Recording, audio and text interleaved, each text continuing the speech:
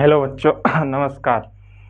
आज मैं आपके सामने फिर दोबारा एक नया वीडियो पेश करने जा रहा हूँ। इससे पहले मैंने क्लास 10 के इकोनॉमिक्स चैप्टर 1 का ऑलरेडी एक वीडियो जो है बना रखा है। रिवीजन के तौर पर यह वीडियो है। यह चैप्टर 1 का दूसरा वीडियो है। अगर आपने चैप्टर 1 का पहला वीडियो नहीं देखा है तो पहले उससे जाकर देखें, फिर इस वीडियो को देखें। तो चलिए आज शुरू करते हैं आपके सामने इस नए वीडियो में, जो कि एक 10 मिनट के रूप में रहेगा।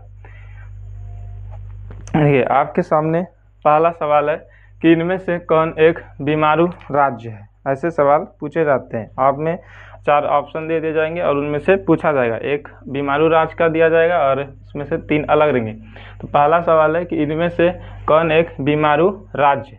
तो बीमारू राज्य क्या होता है? जो इकोनॉमिक दृष्टि से, मतलब आर्थिक दृष्टि से काफ़ी पिछड़े राज्य होते हैं, उन्हें क्या कहा जाता है? बीमारू राज्य कहा जाता है।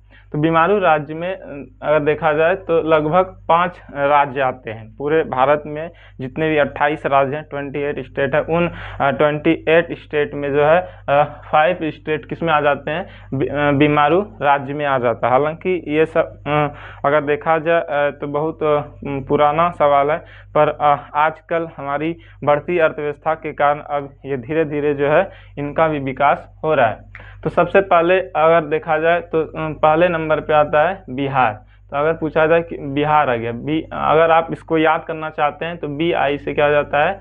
बिहार। BI से बिहार, बी मारो। उसके बाद M से हो जाता है मध्य प्रदेश, मध्य प्रदेश, मध्य प्रदेश, मध्य प्रदेश हो गया। उसके बाद A से हो जाता है असम, A से क्या हो जाता है? असम। फिर R से हो जाता है राजस्थान, राजस्थान, जो कि भारत में क्षेत्रफल की दृष्टि से सबसे बड़ा क्या है? राज्य। उसके बाद U से आ जाता है उत्तर प्रदेश, उत्तर प्रदेश, उत्तर क्या आ जाता है? प्रदेश आ जाता है, जो जनसंख्या में सबसे बड़ा क्या है? राज्य। तो अगर आपसे पूछा जाए कि इनमें से कौन एक बीमारू राज्य है, तो आपको बताना है कि BI से बिहार, M से मध्य प्रदेश, A से असम, R से राजस्थान और U से क्या होता है? उत्तर प्रदेश। तो बीमारू राज्य की कुल संख्या कितनी हो गई? 5। कितना हो गया? 5। बिहार हो गया, मध्य प्रदेश हो गया, राजस्थान हो गया, असम हो गया और क्या हो गया? उत्तर प्रदेश। बिहार, मध्य प्रदेश, असम, राजस्थान और उत्तर प्रदेश, ये 5 राज्य हैं जो बीमारू राज्य की श्रेणी में आते हैं। इनमें से 5 में से कोई एक ऑप्शन में रहेगा और आपसे पूछा जाएगा। उसके बाद दूसरा सवाल चलते हैं। तो कहा जाता है कि किसने कहा था कि बिहार के विकास के बिना भारत का विकास जो है संभव नहीं है। मतलब यह किसका कथन है? कभी कभी कथन पूछा जाता है कि यह कथन किसने कहा था। कभी नारा, स्लोगन, जिसे हम स्लोगन भी कहते हैं, स्लोगन पूछ देता है कि करो या मरो का नारा किसने दिया था, जय जवान जय किसान, ये संपूर्ण क्रांति का नारा किसने दिया था। तो इसी में से एक सवाल है कि किसने कहा था, कि यह कथन जो है किसका है, कि किसने कहा था कि बिहार के विकास के बिना भारत का विकास संभव नहीं है।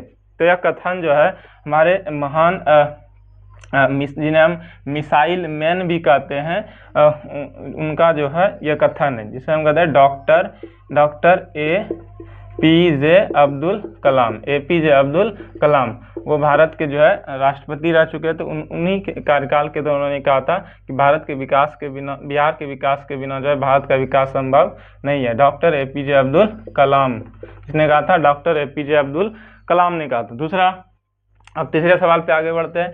किसने कहा था कि गरीबी कैंसर रोग की तरह होता है?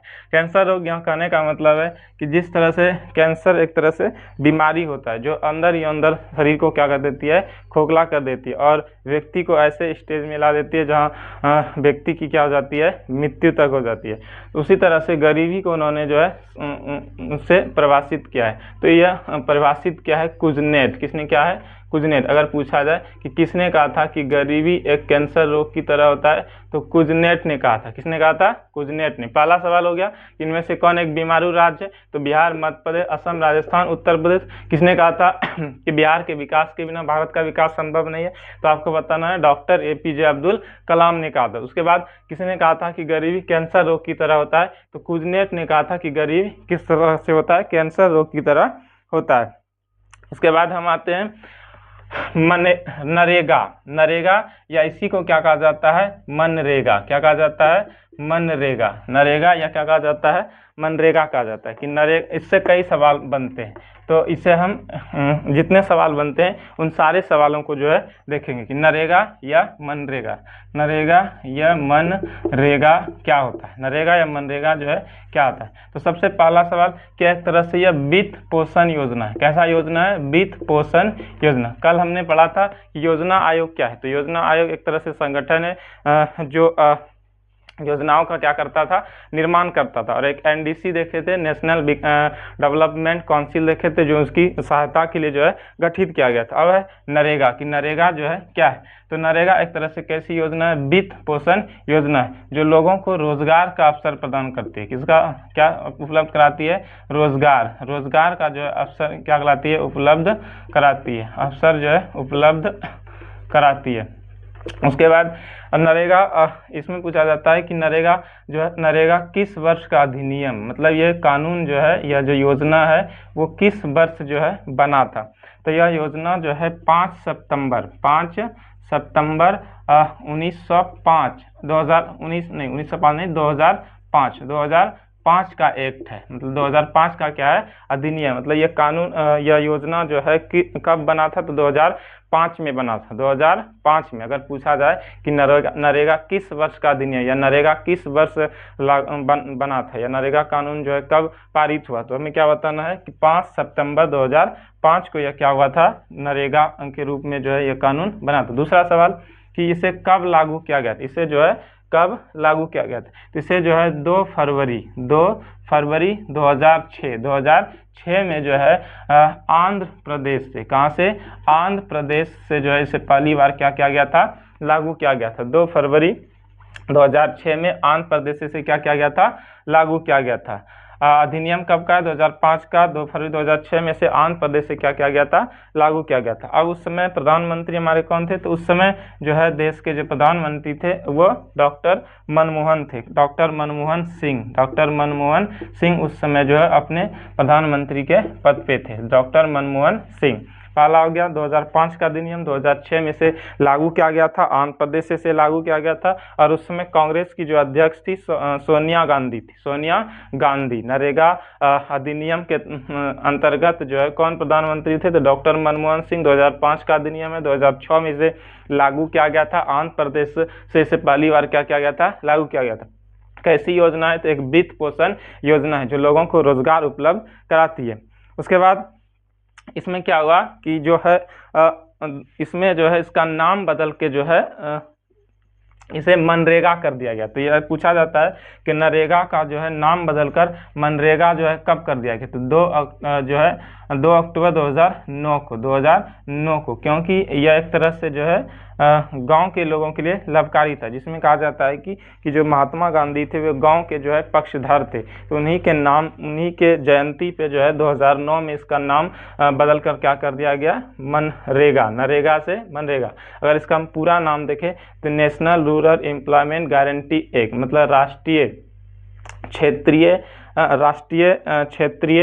उसके बाद राष्ट्रीय ग्रामीण रोजगार गारंटी अधिनियम, हिंदी में अगर पूछा जाए तो राष्ट्रीय ग्रामीण रोजगार गारंटी अधिनियम कहा जाता है। अगर इसका 2009 के अंतर्गत देखें तो महात्मा गांधी राष्ट्रीय ग्रामीण रोजगार गारंटी अधिनियम इसका पूरा नाम है। महात्मा गांधी, एम से हो गया महात्मा गांधी, एन से हो गया नेशनल, आर से हो गया रूरल, ई से हो गया एम्प्लॉय, जी से हो गया गारंटी और ए से हो गया एक्ट।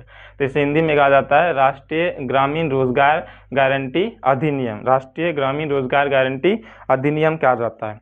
मनरेगा का नाम नरेगा नाम मनरेगा कब कर गया, 2009 में इसका नाम बदल के क्या कर दिया गया, नरेगा कर दिया। उसके बाद क्या होता है कि इसके अंतर्गत जो है 1 साल में, मतलब 1 वर्ष में जो है जो इसके सदस्य होते हैं, मतलब जो इसके श्रम होते हैं, उन्हें लगभग जो है 100 दिनों का क्या किया जाता है, रोजगार मुहैया जो है उपलब्ध कराया जाता है।